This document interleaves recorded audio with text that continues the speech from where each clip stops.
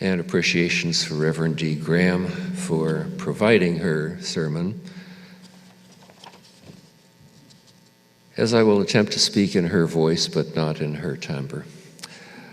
Love is the spirit of this church, and service is its law. This is our great covenant, to dwell together in peace, to dwell together in peace, to seek the truth in love, and to help one another. The Reverend James Veda Blake penned this covenant in 1894 while serving the Unitarian Church in Evanston, Illinois. He knew who we are, or at least who we strive to be. He didn't ask, who loves me or who loves my people? He didn't ask the question because he knew the answer. In 1894, most Unitarians were still theists. Most Unitarians believed in a loving God.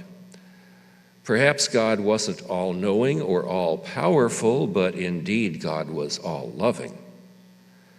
They knew it from Psalms 36:7. How precious is your steadfast love, O God! All people may take refuge in the shadow of your wings. And they knew it from Romans 5:5. And hope does not disappoint us because God's love has been poured into our hearts through the Holy Spirit that has been given to us. Today, as a religious community embracing many theological perspectives, we come to the same conclusion about love.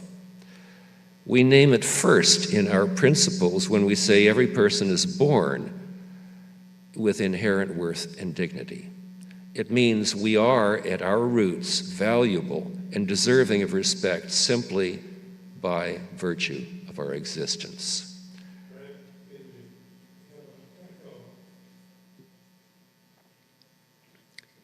Echo. We each have a unique set of qualities and characteristics that make us valuable and worthy of love and respect, regardless of our background, beliefs, or behavior. Thank you for that feedback, Carl. We now remember this love has nothing to do with behavior, choices, or anything a person does or fails to do in life. No one, no politician or priest, no athlete or soldier can do anything to affect this love, this inherent worth and dignity. What comes later in life, well, that may change how we humans feel, but no behavior changes the love inherent in one's birth. After birth, then, well, there are no guarantees about what else may happen and who may or may not love us. But we can't lose that inherent fountain of love.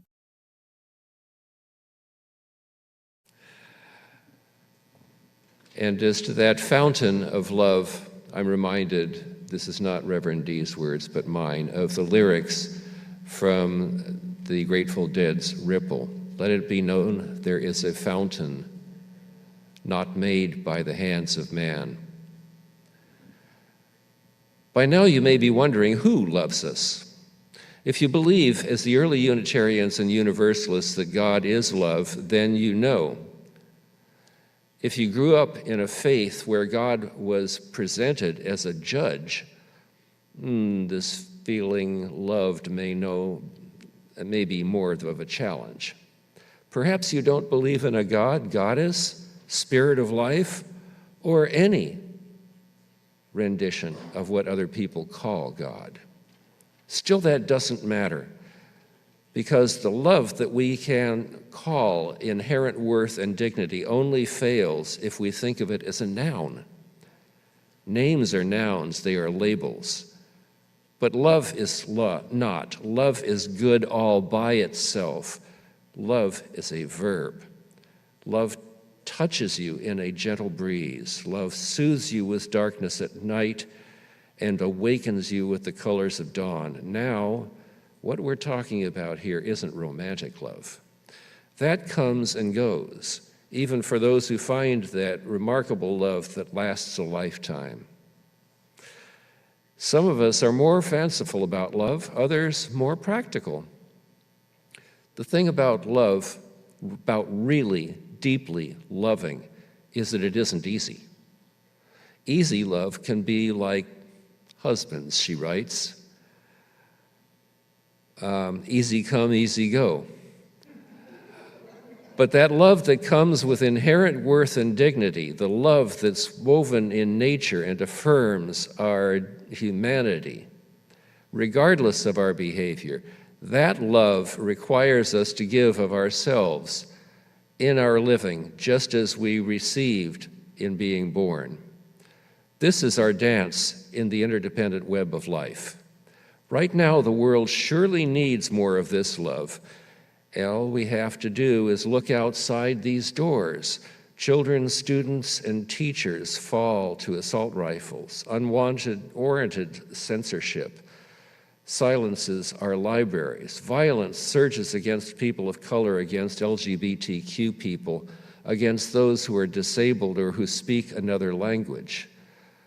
Even nature is under attack. Alone, we who believe in freedom wonder, where is the love? The love, friends, is within us. Hiding from our feelings doesn't make them disappear. You can watch all the Netflix you want, but when the show's over, reality remains. Every life has challenges. It may be easy now to look back a few years, even decades, to compare ourselves to what seemed like an easier or more acceptable time of life, except it wasn't. In the 1950s, women were locked into homemaker roles, having children because it was the thing they were supposed to do. Men and women could be arrested for wearing too many articles of clothing deemed to be belonging to the opposite sex. Education was segregated. Social and professional advancement was limited to cronyism, and Jewish people in St. Petersburg were required to live in the jungle Prata section of town by law. Does that sound like the good old days? In the 60s, we were sending our young boys to foreign wars by drafting the ones who weren't going to college. In the 40s, we were fighting World War II. Inflation, depression, weather, and natural disasters all have marred the decades. What endures? Love. Shown by people like the Unitarian Universalist Clara Barton, who founded what became the Red Cross during the U.S. Civil War by serving wounded soldiers from both the North and the South. That's recognizing and honoring the inherent worth and dignity. That's how we keep love alive. This is the work of our shared faith, what our shared faith calls us to do. Deeds, not creeds.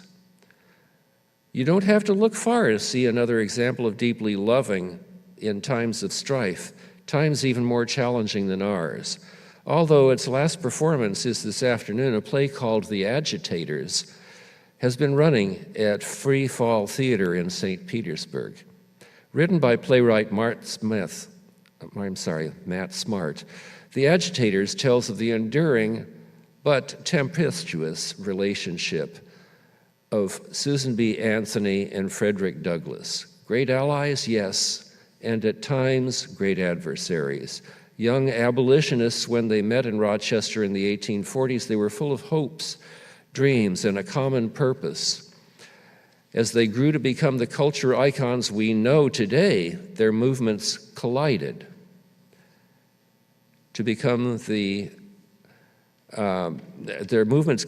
and their friendship was severely tested.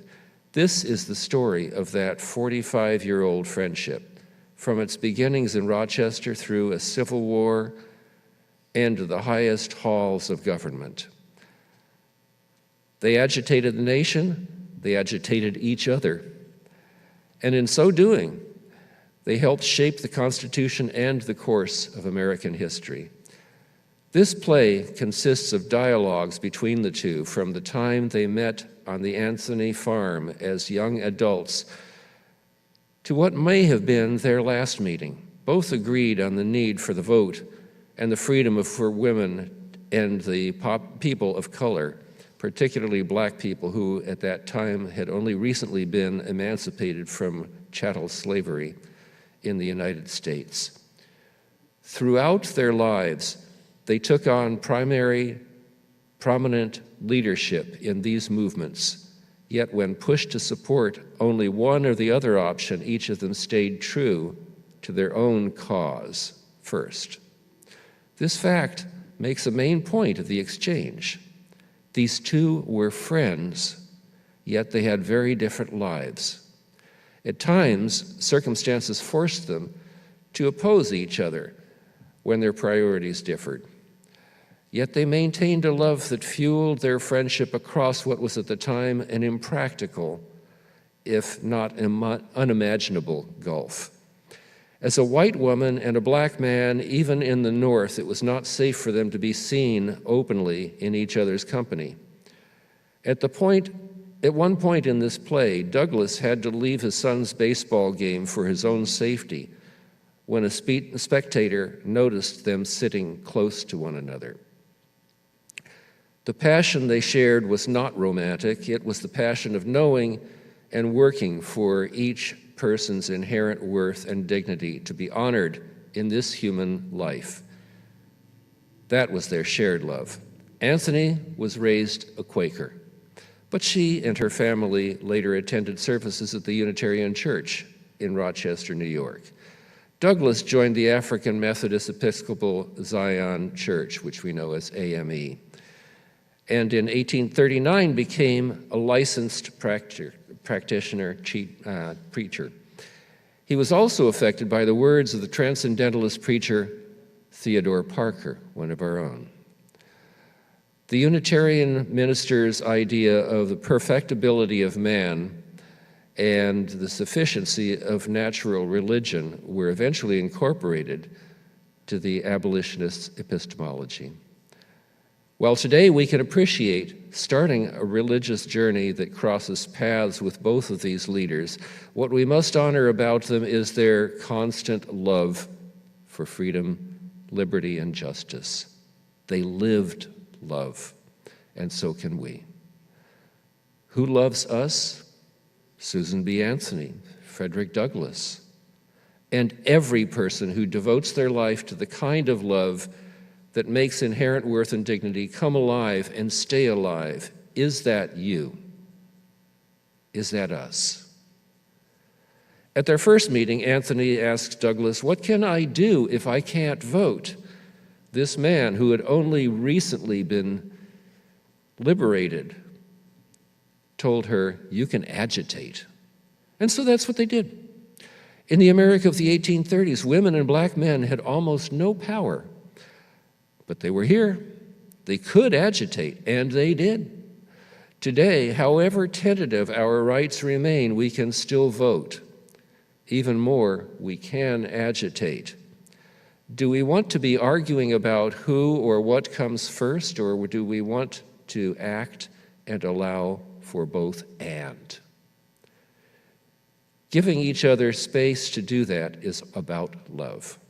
Agitating is about love. It is when we relate to one another, being that we know truly love. We see it in action. We feel its consequences in another person's smile or comfort or relief. Who loves us? Are we ultimately only ourselves in the context of love? Strength can be fleeting, especially as we age. Yet the act of aging may be the one thing that requires the most strength of all.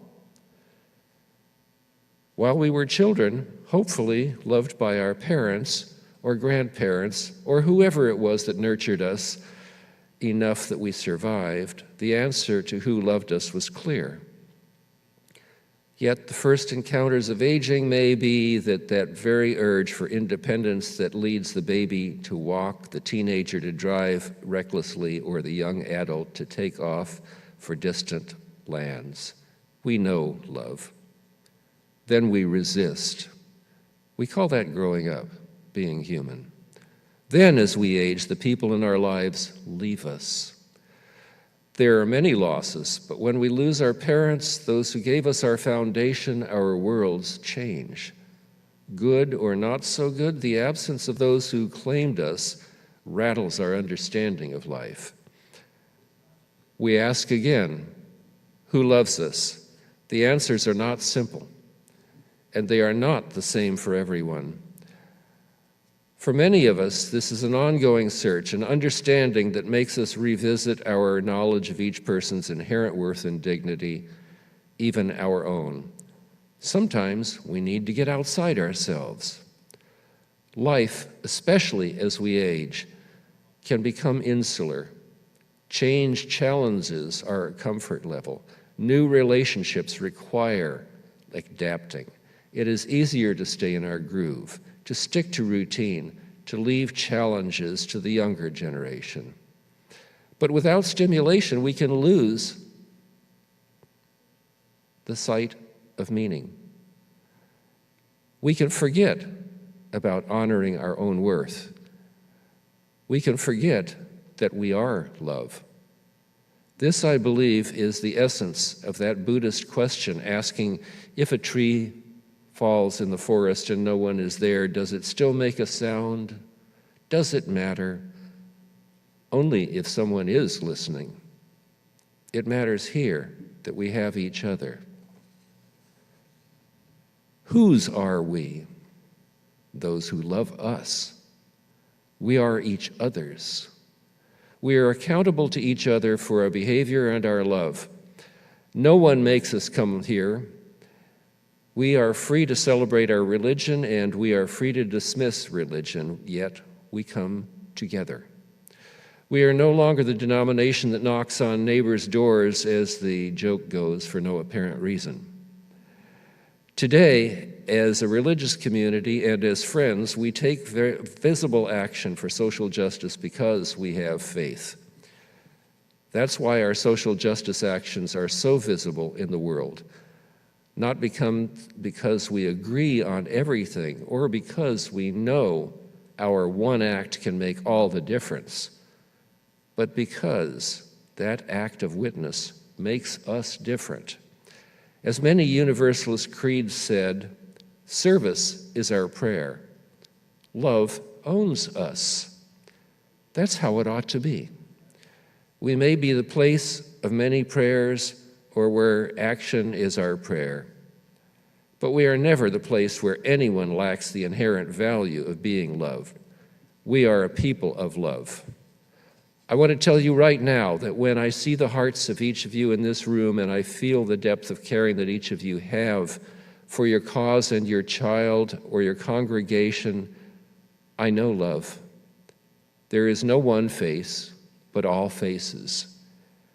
There's no one cause, but all causes. There's no one God or any God, but action that connects soul to soul deeper than any creed. Divinity lives in our love for one another. Even when that love finds human failure in less than perfect acts of mindlessness, we do not have to like each other to love each other. Non ministrare sed ministrare was the motto of my seminar, the Unitarian Universalist Star King School for the Ministry. We come not to be served, but to serve. That is the essence of love. Who loves us? We love each other. We are love. We are the Christians in our midst who love their beliefs enough to question, who trust the ways of Jesus as a stronger testimony to how we should live than do those who swear by the book. We are the atheists among us who look no further than seizing the day, who devote themselves to making this a better world and loving every moment into a faith in a better future. And we are the followers of Eastern traditions, contemplative and quiet, who still find the peace pole in the garden and feel the earth move under their feet.